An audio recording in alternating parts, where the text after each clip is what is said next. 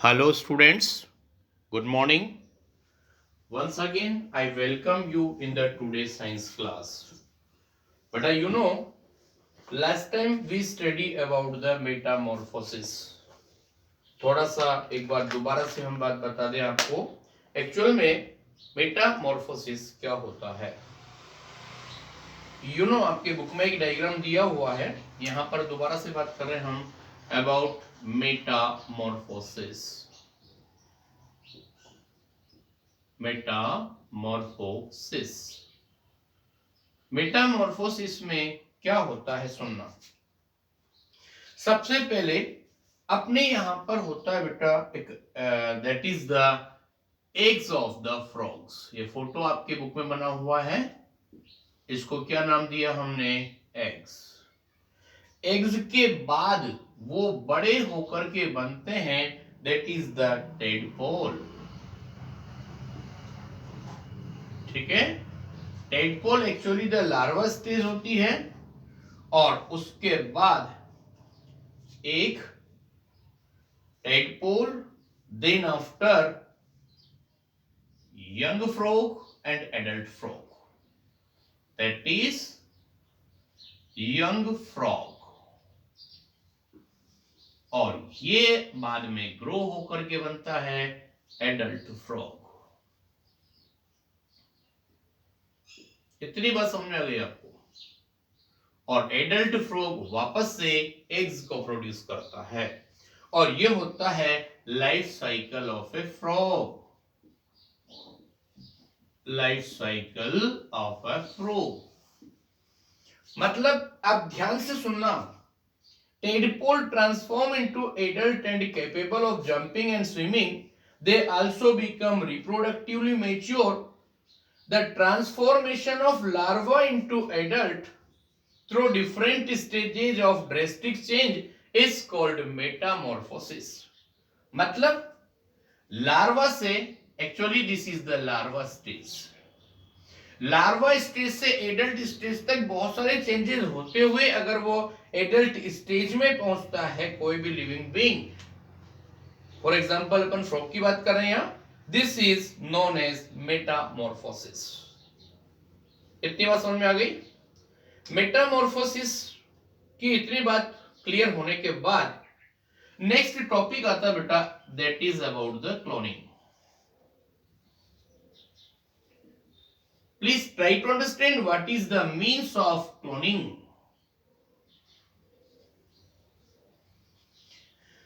Cloning means क्या होता है? That is the photocopy of a substance. Cloning actually एक टेक्निक होती है जिसके अंदर किसी भी सेल की एग्जैक्ट कॉपी कर ली जाती है और उसकी हेल्प से कोई पर्टिकुलर बॉडी पार्ट, कोई कंप्लीट ऑर्गेनिज्म प्रोड्यूस किया जाता है. इस प्रोसेस का नेम होता है cloning. Please try to understand what is the means of cloning.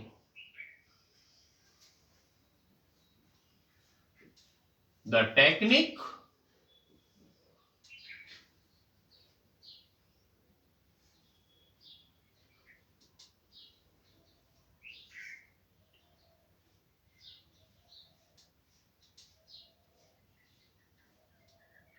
the technique by which an exact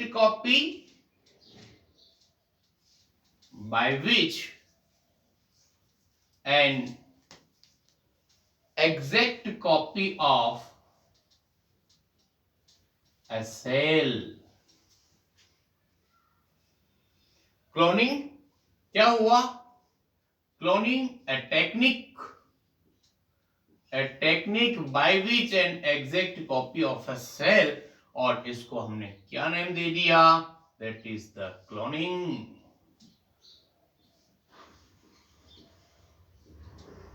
ठीक है. और इस क्लोनिंग प्रोसेस से कोई पर्टिकुलर बॉडी पार्ट और कंप्लीट ऑर्गेनिज्म दोनों प्रोड्यूस किए जाते हैं. उससे कोई पर्टिकुलर बॉडी पार्ट भी डेवलप किया जा सकता है और कंप्लीट ऑर्गेनिज्म उसको भी प्रोड्यूस किया जाता है। लेकिन ध्यान से सुनना, कंप्लीट बॉडी पार्ट और ऑर्गेनिज्म डेवलप कर लिया, लेकिन इसमें और सब लिविंग ऑर्गेनिजम्स प्रोड्यूस कर लिए, लेकिन मेमल्स के बारे में काफी ट्रबल आई। मतलब क्लोनिंग प्रोसेस से अगर किसी भी मेमल को डेवलप करने की कोशिश की तो वो या तो बिफोर बर्थ या after birth die due to some problems. अब थोड़ा सा दोबारा बता रहा हूं मैं, क्लोनिंग प्रोसेस में क्या होता है। किसी भी एक लिविंग बॉडी से कोई एक सेल निकाल ली, उस सेल को आर्टिफिशियली ऐसा एनवायरनमेंट दिया गया कि उसका नंबर धीरे धीरे इंक्रीज होता जा रहा है। बहुत सारी सेल्स मिलकर के टिश्यूज बना रही हैं, बहुत सारे टिश्यूज मिलकर के ऑर्गन बना रहे हैं, और इस तरह का सिस्टम। और ऑर्गन मिलकर के ऑर्गन सिस्टम, और ऑर्गन सिस्टम से complete body, complete organism develop हो रहा है। अब इसमें जो पेरेंट बॉडी है वैसा ही सेम स्ट्रक्चर मिलेगा। ऑल ओवर द वर्ल्ड में इस प्रोसेस को बैन लगा रखा है अभी, क्योंकि इसकी क्राइम या मिसयूज कुछ ज्यादा हो रहे थे इसलिए। और इसके बाद फर्स्ट नंबर जो लिविंग ऑर्गेनिज्म जो मेमल डेवलप किया गया वो एक्सपेरिमेंट था अबाउट द शीप। अब उस शीप के बारे में बात कर रहे हैं। वो शीप किस तरह से डेवलप की गई, ध्यान से सुनना, पूरी प्रोसेस समझा रहा हूं, और हो सके तो देख लेना, नोट भी कर लेना इसमें। ये मेटामॉर्फोसिस वाली बात क्लियर हो गई आपकी।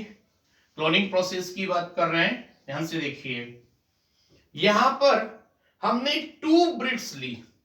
फर्स्ट नंबर हो गई आपके पास फिन डॉर्सेट। फिन डॉर्सेट एक ब्रीड तो ये हो गई आपके पास। ये क्या है? ए ब्रीड ऑफ शीप, ठीक है। और दूसरी जो हमने ली उसका नेम था ब्लैक फेस ईव। ये पूरी बात समझ में आ गई आपको? I can remove this now.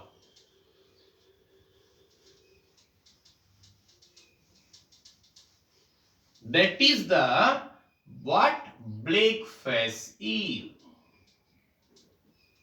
Black face ewe ये दूसरी ब्रीड हो गई आपके पास। अब इसके अंदर हमने क्या किया, इसमें से एक सेल ले ली हमने, मेमरी ग्लैंड्स। मेमरी ग्लैंड्स, इसमें से क्या कर लिया हमने? एक सेल निकाल ली, 1 सेल, ओके। और इधर क्या हुआ? इधर हमने एक सेल ले ली, एग में से कोई particular cell, that is the egg cell. इतनी बात समझ में आ गई? अब ये जो मेमरी ग्लैंड वाली सेल है, इसमें से हमने क्या कर लिया, ध्यान से सुनना, जो एक सेल है उसमें से क्या करा हमने? Remove nucleus. न्यूक्लियस को हटा दिया। तब आपके पास जो सेल बची वो कैसी हो गई? ई nucleated cell.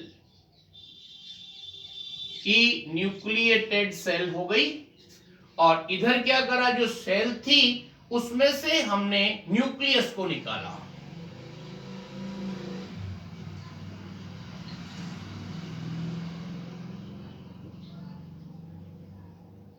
Nucleus implanted into the egg cell। मतलब कि इसका जो न्यूक्लियस था वो तो अपन ने रिमूव कर दिया, सेल क्या बन गई? ई न्यूक्लिएटेड सेल। ये कौन सी? ब्लैक फेस ईव शिप की बात है। और इधर जो फिन डॉर्सेट शिप थी उसके मेमरी ग्लैंड की सेल का न्यूक्लियस निकालकर और उसको इसमें सेटअप कर दिया हमने, ठीक है। अब ध्यान से सुनना, जो भी न्यू लिविंग ऑर्गेनिज्म प्रोड्यूस हुआ, जो भी यहां पर नेक्स्ट, उसका नेम इन्होंने एक्चुअली डॉली रखा गया साइंटिस्ट लोगों ने। डॉली किसी गर्ल का नेम नहीं है, एक शिप का नेम है। जो आर्टिफिशियली क्लोनिंग प्रोसेस से डेवलप की गई। इसके अंदर क्या हुआ, न्यूक्लियस हमने फिन डॉर्सेट शिप का लिया ना, तो इसमें सारे फीचर्स तो फिन डॉर्सेट शिप से मैच हो गए, जबकि ब्लैकफिश ईव का कोई भी फीचर इसमें डेवलप नहीं हुआ। और फाइनली ये पूरी प्रोसेस चलती रही और ये प्रोसेस डेवलप किया by the two scientist doctor Ian Wilmut और another that is the first mammalian clone it is। तो इसके बारे में इन साइंटिस्ट के नाम बता रहे हैं हम आपको, डॉक्टर इवोन विल्मट और उनके कोलिजियस थे जो एडिनबर्ग स्कॉटलैंड में काम करते थे। और फाइनली आफ्टर सम टाइम, तो इसमें ये बता रखा है, कोई डेट्स वगैरह दे रखे, 5 जुलाई 1996 को इसका मतलब सक्सेसफुली प्रोसेस डेवलप हुआ और उसके बाद बहुत लंबे टाइम तक वो हेल्दी रही और बाद में फिर कुछ प्रॉब्लम होने की वजह से वो एक्सपायर हो गए। मतलब कि शिप की बात कर रहे हैं हम ये बात तो रही आपके पास में। अब इस लेसन का एक लास्ट टॉपिक हम बता रहे हैं, ध्यान से देखना, that is about the science bits. You know, you heard one term about the test tube baby. Test tube baby क्या होते हैं उसकी बात सुनना पहले। You know that one problem is in some women's, कुछ वुमेन्स के अंदर ऐसी प्रॉब्लम होती है कि उसमें जो ओविडक्ट होती है ना, ओविडक्ट वहां से एक्चुअली होता क्या है, सुनना। First number, eggs produce from ovary, ovary से एग प्रोड्यूस होता है और वो egg with the help of fallopian tube या ओविडक्ट, ओविडक्ट से होता हुआ कहां पहुंचता है, that is in the uterus. ये यूट्रस के अंदर पहुंचता है। तो ओवेरी से जो एग बनते हैं वो यूट्रस में पहुंचते हैं नॉर्मल वे में, लेकिन कुछ ब्लॉकेज यहाँ पर जो ओविडक्ट या फेलोपियन ट्यूब होती है ना, उसमें कुछ रुकावट पैदा हो जाती है। तो एग फॉर्मेशन तो होता है लेकिन वो यूट्रस तक नहीं जा पाता है। तो हमारे जो साइंटिस्ट हैं, डॉक्टर्स लोग हैं, वो बहुत एडवांस टेक्नोलॉजी काम में लेते हैं। इनमें कुछ भी नहीं करते, आर्टिफिशियली सर्जरी के थ्रू ओवेरी से फ्रेशली रिलीज्ड एग सेल्स को कलेक्ट कर लिया जाता है इन द लेबोरेटरी। उसके बाद दूसरा, जो मेल बॉडी से जो स्पर्म्स होते हैं उनको भी फ्रेशली कलेक्ट कर लिया जाता है और आर्टिफिशियली उनका फर्टिलाइजेशन करवाया जाता है। और ये फर्टिलाइजेशन होने से ये कुछ वीक्स तक इसको बाहर रखा जाता है outside of the human body. Test tube के अंदर रखा ना, ये सारी बात तो क्या है, टेस्ट ट्यूब की है, दैट इज टेस्ट ट्यूब। यहां पर भी वही वाली बात आ रही है। तो उसके बाद इन दोनों का फर्टिलाइजेशन हुआ। इस प्रोसेस का नेम होता है इन विट्रो फर्टिलाइजेशन और इसको शॉर्ट में IVF लिखा होता है। कभी कभी जाना जो नर्सिंग होम्स वगैरह होते हैं या जो गायनी हॉस्पिटल्स होते हैं वहां पर लिखा होता है IVF। फिर इस तरह का जो फर्टिलाइजेशन होता है ना, उसके जाइगोट बनने तक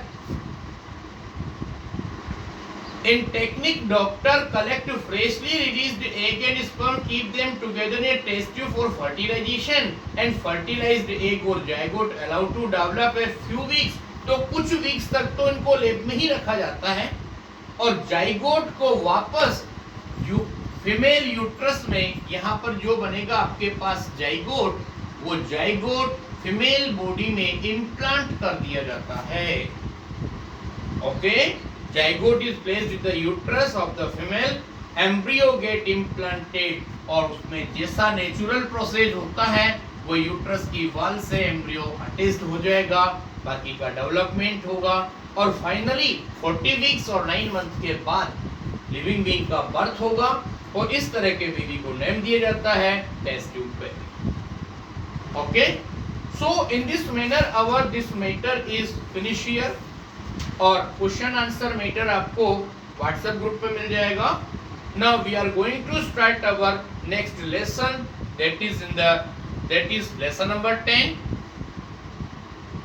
Please look now. Lesson number 10 के बारे में ओनली इंट्रोडक्शन दे रहा हूं मैं आज, और बाकी सारी बात देखना।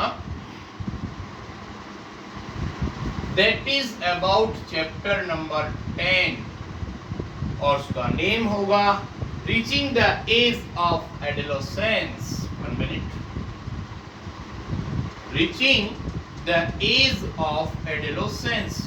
थोड़ा सा क्लू दे रहा हूं ओनली आपको। Reaching the age of adolescence.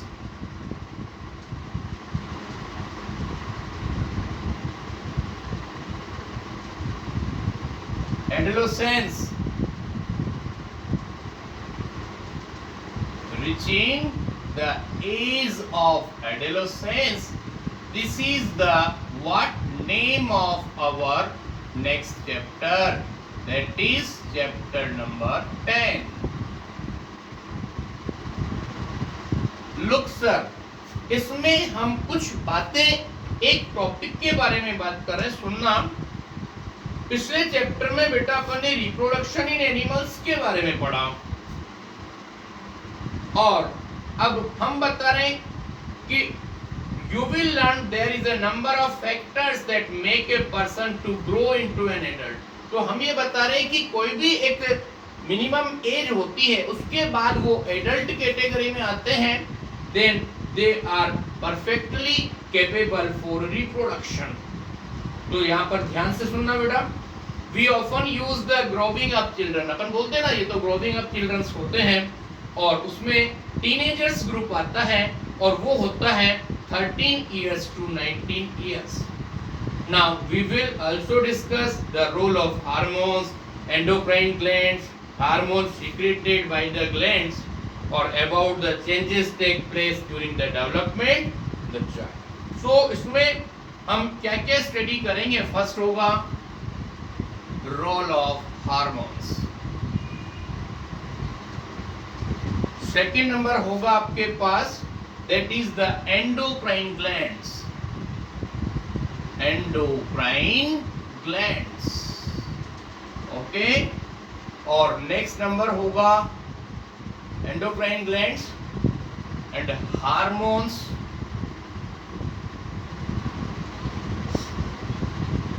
Hormones secreted from these glands. Okay, so this is enough. Now we will study about this lesson in the next time.